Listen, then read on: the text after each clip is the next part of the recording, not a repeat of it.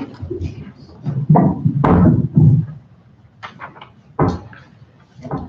afternoon, everyone. I'm Darrell Steinberg, the mayor of Sacramento, and I wanted to take this opportunity to make some comments after the governor's announcement earlier this afternoon.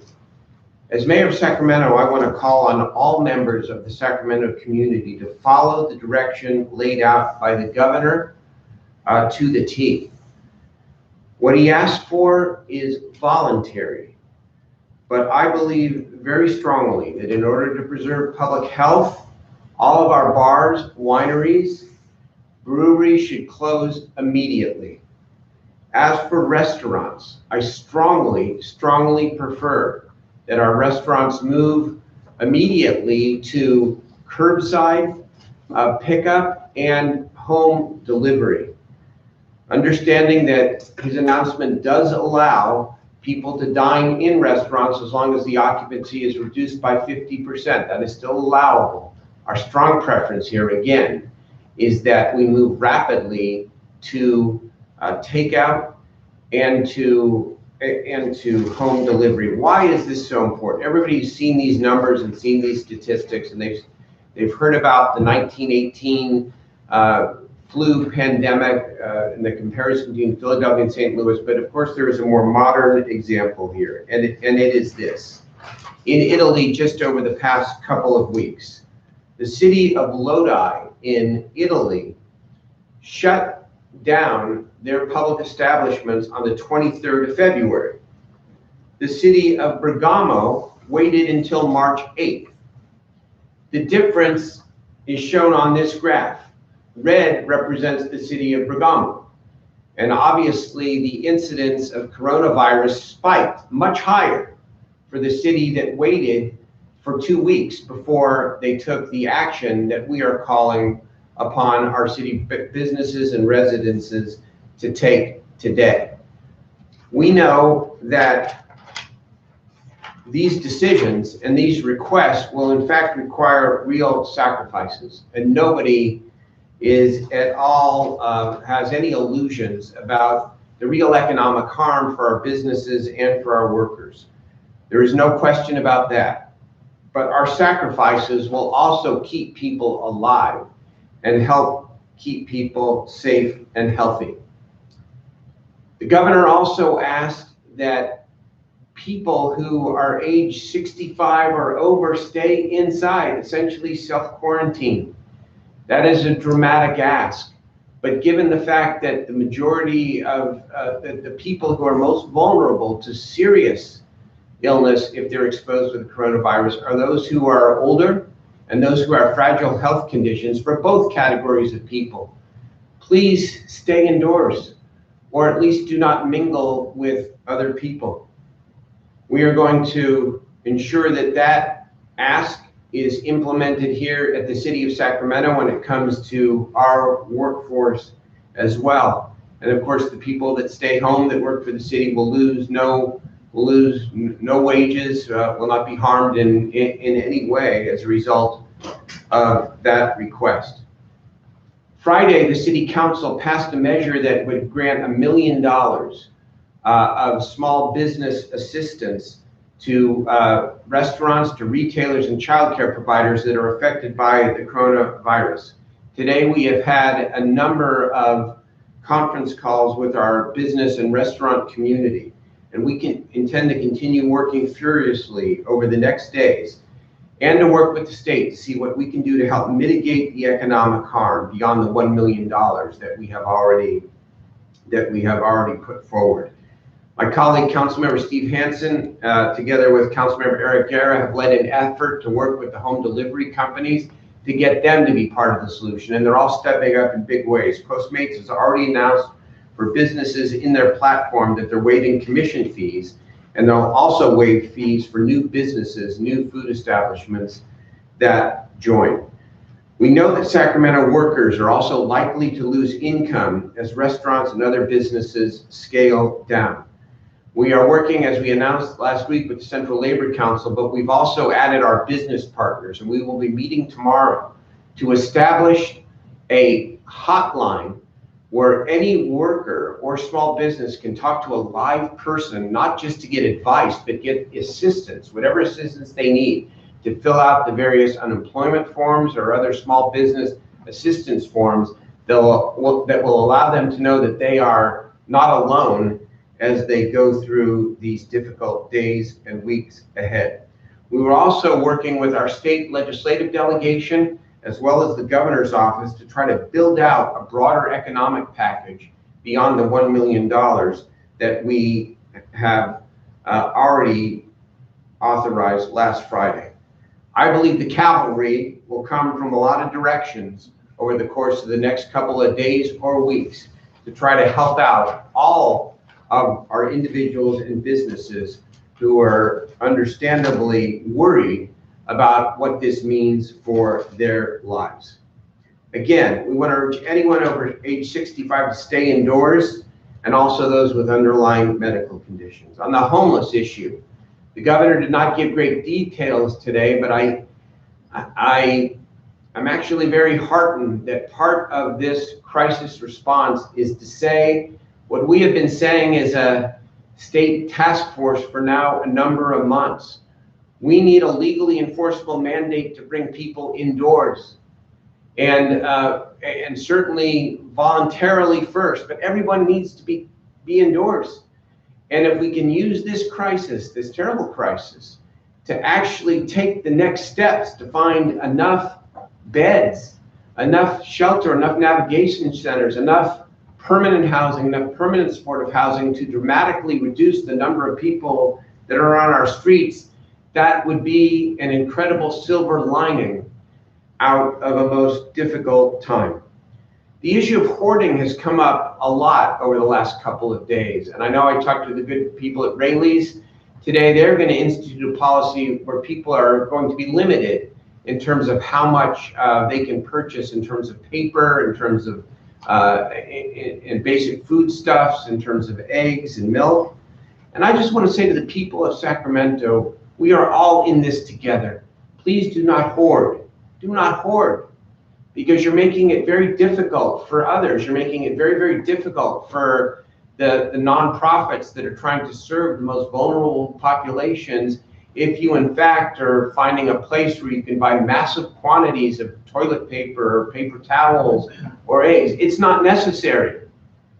There will be enough for everybody. And please look out for your fellow Sacramentans and don't hoard. Finally, maybe on a slightly more positive note, yesterday I was very heartened to bring together leaders from all of our Sacramento school districts, our city management, our city elected officials, our county leadership, including Supervisor Phil Cerna, our state legislative delegation, including Senator Pan, Assembly Members McCarty and Cooley, Congresswoman Matsui, staff to talk about how we can begin helping our kids who are going to be out of school for at least the next several weeks, and how we can assist their parents, their working parents, who need an option and a safe place for their kids to go while they work. It was a great conversation, and we are working on a number of fronts. One is to see if we can develop some consistent curriculum across district lines that can be taught online or even on public television or one or more of our network stations. Two, to work with our community-based organizations. Chet Hewitt, Sierra Health Foundation, stepped up again to offer, to take the lead to try to identify as many safe spaces as possible where we can practice social distancing, but where smaller groups of kids can gather who don't have access at home to either the online or the televised curriculum, and to be able to get their lessons on a daily or several times a week basis. None of this is going to substitute for regular daily intensive education, but we have an obligation to fill the gaps and to not just allow kids to languish from a safety perspective, from a health perspective, and also from an educational equity perspective. We are stepping in the breach, working with our school leadership and doing all we can to step up together as a community. Those are my announcements and updates today. I would be happy to answer your questions. The other $1 million you talked about last week, what's the plan you're thinking about? Well, we want to up that, but the city has limited resources itself. So we're going to need a regional approach. We're going to need a philanthropic approach. We're going to need a private sector approach. And we're working on, my colleague Jay Chenier is taking the lead to see how we might develop some sort of ready-made fundraising apparatus so that we can raise more resources from beyond city government to try to have as much money as we can to be able to assist the small businesses, to be able to assist the workers, to be able to assist all those who are economically affected by the impact of the coronavirus. Yes, Graham? Some sports bars also have tables away from the bar where people can sit down and eat a meal. I mean, would you parse between, like, for establishments like that, like if they were to close their bar, they can maybe keep their eating area? No, I mean, for one, remember, this is all voluntary. So I'm taking the voluntary request by the governor, and I'm not trying to translate it for my city. And what I'm saying is, please shut down your bars, period. And if there is some adjoining food service, try to convert that into home delivery and or curbside pickup. That's the message. Look, we want to do everything we can to be Lodi, not Bergamo. Bergamo. Lodi, not Bergamo. That's what we want to be. And so the more we do now, the better chance we will have to look back after 2 or 3 weeks and say, it was better than it otherwise could have been, or it was not worse than it might have been. You know that for a lot of, going off what you said, a lot of the bartenders, a lot of the restaurant employees require their income daily. It's not something that can be put on hold for a lot of them, their livelihoods. And we do know that we've seen a lot of restaurants and bars have issues in the city with keeping themselves open. What's the long-term effect you think this will have on them, and how long will we? Well, I don't know how long, but let me say that if we don't do this, the potential health impact and the potential economic impact on those working people may be much worse as well. Because while this is not a state mandate now, it very well might become one, and it could even be broader. So this is tough, and it's all changed over the last couple of days, obviously. I mean, earlier in the week, we all thought that we could maybe strike a different kind of a balance here. And we still want to strike a balance where people do their best to just live their lives.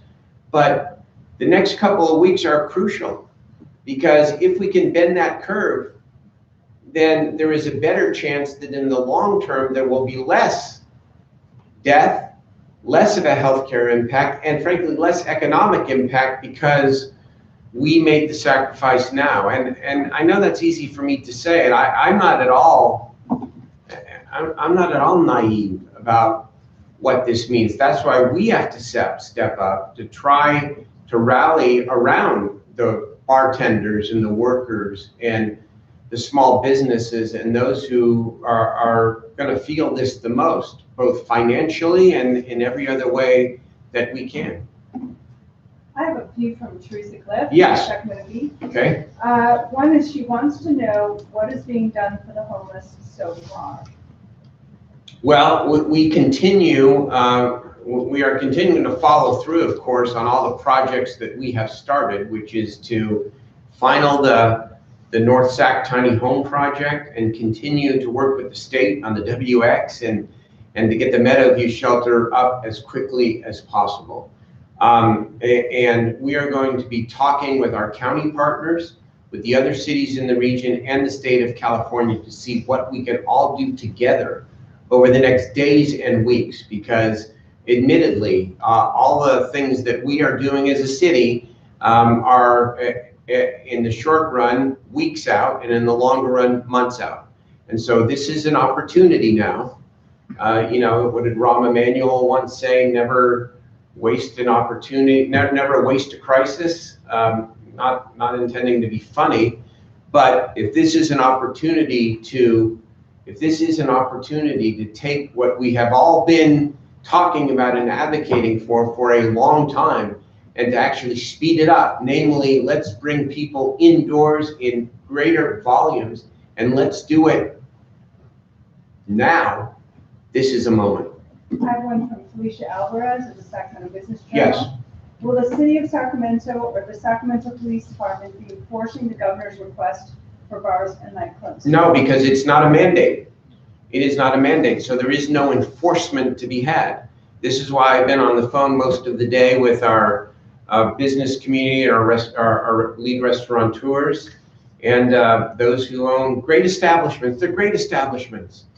And with the right kind of team approach and support, they'll continue to be great establishments. We're talking about trying to bend a curve and bend it as quickly as possible. But there's no enforcement, at least as of now. I'm saying, I mean, the one thing that St. Patrick's Day is Tuesday night.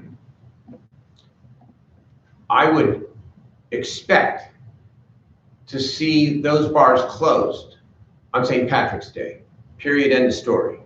If that doesn't happen, then that is going to be a signal that maybe there needs to be even stronger measures and stronger action. There's another one from Teresa Cliff, which is that what has caused the shift in our thinking from Thursday to today in terms of restaurants and bars and things, and then kind of adding on to that, wants to know if our parks and community centers are still open and if we're still offering free parking. Yes, they will still be open. We're still going to offer the free parking, even though, again, that we're asking people now largely to stay away from the restaurants, but I think we still will. Okay. Yes, parks and community centers will continue to be open so long as everyone practices the social distancing that is required. What's changed? The national and state conversation is changing rapidly, and the information, the scientific information, is coming in pretty quickly and changing quickly as well. A week or so ago, we all believed that it was possible to mitigate the spread by simply taking precautions on behalf of the elderly and people with fragile medical conditions.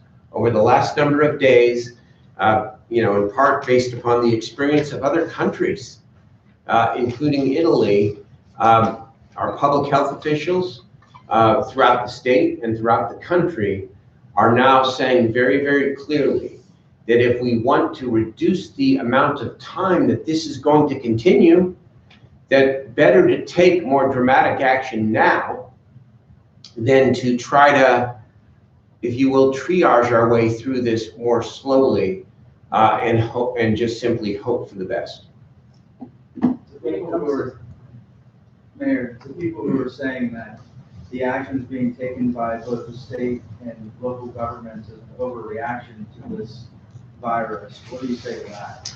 I'm saying thousands of people have died in Italy, and the experience and the red flag, if you will, speaks very clearly to us that we have an opportunity now to try to bend the arc, to try to slow down the rapid spreading of this virus, which does not kill younger people, but in fact creates the most serious of health conditions, including death for people who are older and for people with vulnerable medical conditions. Where are you getting your guidance from, and where are all governments being influenced by?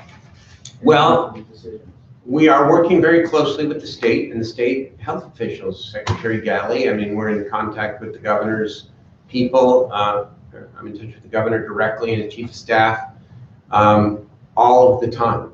And so we're relying on the top officials in the state and our own county health official, Peter Bielenson, I think, who's been very, very good. And everybody is adapting, if you will, as it goes. And then, you listen to Fauci at the federal level, and he's basically saying the same thing now, that that it is best if we take the utmost of precaution now to try to slow down the spread of the virus. Question. How do you expect to move forward the city's payment obligation, things like Measure U, and when it comes to like not having the revenues from parking and things like that? Well, we can manage the loss of parking revenue as we have talked about, as we talked about on Friday. In terms of Measure U, we're still fully committed to Measure U implementation, but we also know that in the business of government, you always have to be flexible. And this is the urgent need of the moment. Howard Chan, our city manager, sitting here, and I and our city council work very, very well together.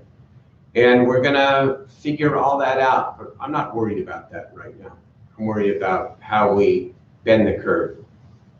Has there been any discussion about like gyms or hotels, what to do about them? So we have not yet gotten that kind of guidance on gyms or hotels. That has come up quite a bit today. I think the current guidance on gyms is that if you use the gym, make sure you're distant from whoever you might be exercising next to, and use all the sanitary precautions before you begin exercising. And I think that's what remains for now. Going off of what he said, can we see this also as expected for DFEs, for grocery stores? You know that people are ordering and they're packing into these grocery stores. Any implications you can? You know, we're gonna be talking to the grocery industry. I mean, I think you talk about food, it's an essential. And we already have a lot of challenges with people, especially the elderly people are going to be people over 65. I don't know that they're elderly, by the way, but people over 65 that if they are quarantining themselves, which the governor is asking them to do, then we're gonna have to really ramp up our food delivery for people, not just who would otherwise want to eat in a restaurant, but just for grocery shopping and other basic necessities. And so we'll figure that part out, I have no doubt.